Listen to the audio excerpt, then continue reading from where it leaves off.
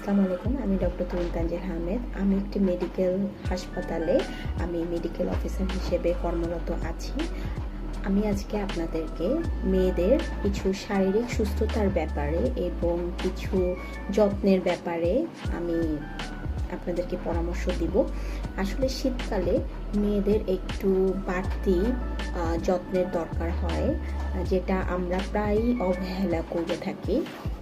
হাসপাতালে সবচেয়ে বেশি দেখি বারবার ঠান্ডা লাগা, দুর্বলতা, মাথা ঘোরা, স্কিন এবং হেয়ার ড্রাই হয়ে যাওয়া।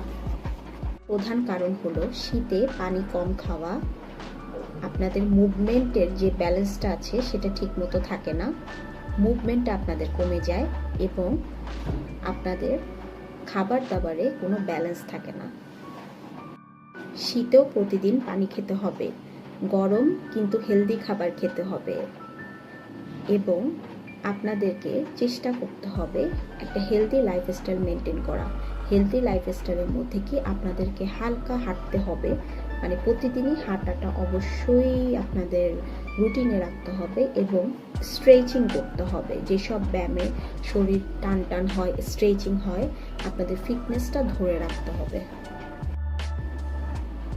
আর একটা কথা মনে রাখবেন, সব সমস্যায় নিজে নিজে ওষুধ খাওয়া ঠিক না, অবশ্যই আপনাদের ডাক্তারের পরামর্শ নিতে হবে। মনে রাখবেন, নিজের যত্ন নেওয়াটা সেলফিশ না, এটাই সুস্থতার সর্বপ্রথম ধাপ। থ্যাংক ইউ আমার ভিডিওটি এতক্ষণ ধরে আপনাদের দেখার জন্য। আপনারা আমার ভিডিওতে ফলো দিয়ে রাখবেন এবং আমাকে ফলো করবেন পরবর্তী মেডিকেল টিপসের জন্য এবং বিভিন্ন স্টাডি টিপসের জন্য। Thank you.